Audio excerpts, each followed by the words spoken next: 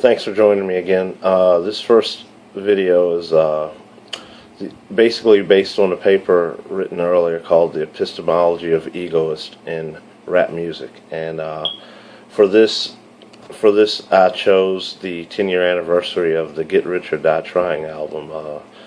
It took 50 Cent from basically mixtape obscurity, a known commodity in the world of deep inside the world of street level hip hop, to a multi-millionaire household name. And his story was so full of doubt and sorrow, anger, and it was so gritty, so true, that the authenticity of his music is what really elevated him amongst his peers and his contemporaries.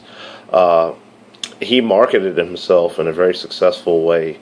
I mean, the bulletproof vest, the tats, everything that kind of went into marketing 50 and making him other than Curtis Jackson, his, given name, and who he, is and was. But I mean, the marketing of 50 Cent as a cultural icon was, nothing short of brilliant in a way.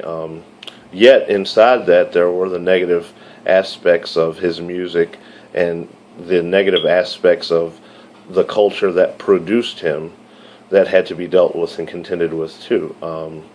As of now, he's got a net worth of a couple $100 million, and he has, lived some would say the American dream, but it didn't always start out that way. And his song "Many Men" is one that I chose to break down to prove my point in this paper that was written, because even though it wasn't his most popular song as far as club rotation, or it wasn't a top single off of the album, in my reading of his music, I felt it was one of the most sincere songs that he did write and make. And so I would like to just introduce some quotes from his song, and I'll start with as follows, and please excuse any of the language, but I want to encompass the realism of his words. So I'll start with: many men wish death upon me.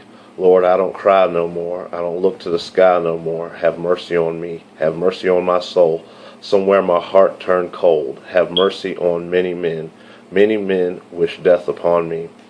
And the catharsis in these lyrics, it's not just somebody writing. The whole autobiographical account of what went into him, his mother being killed early, not knowing who his father was, and then growing up, out in the streets and having to survive in the streets. Many people felt like he was glamorizing and glorifying the violence that came with the street. But if you just read the lyrics, he gives you a sense that it was survival, that he did what he had to do to try to survive those streets. And I think the realism, again, is one of the things that made people focus on his music and what really made him a star. Now, with that comes, the whole realm of copycat artists and everything, and that's in any genre of music, movies, or even literary. I mean, any book that's famous, you can look for the counterfeit or the copycat books to come out, shortly thereafter. So, but inside his body and his music, was such real pain. And I want to go back to another lyric from this, and it says: sunny days wouldn't be special if it wasn't for rain. Joy wouldn't feel so good if it wasn't for pain. Death gotta be easy, 'cause life is hard. It'll leave you physically, mentally, and emotionally scarred. This is for my niggas on the block, twisting trees and cigars. For the niggas on lock, doing life behind bars. I don't say only God can judge me, 'cause I see things clear.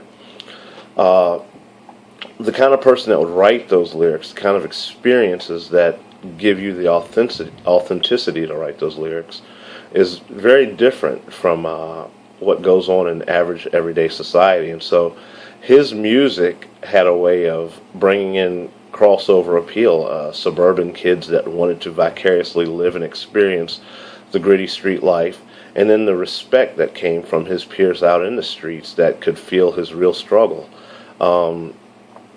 His egoism that went into this music, was a way of surviving and getting out. And, he had been shot a couple times before that, had spent time in prison, and he just used those things as a springboard for his music to tell the truth that was uniquely his. And it's not the glamorization of what had happened to him that made him famous, but it was the fact that he experienced those things and survived them, that he told the story and was, successful in telling that story in a way. And again, getting back to the point of people that have very strong opinions against this art form, they see it as nothing but noise. But the fact of the matter is that there is a need for these stories to be told. And not everyone can sit at a desk and, write a manifesto and tell these stories. Some people do it poetically over beats and prose. And so, with that said, I want to get to part 2. Thanks for joining me. Don't forget, this paper can be read in its entirety on thoughtwrestler.blogspot.com.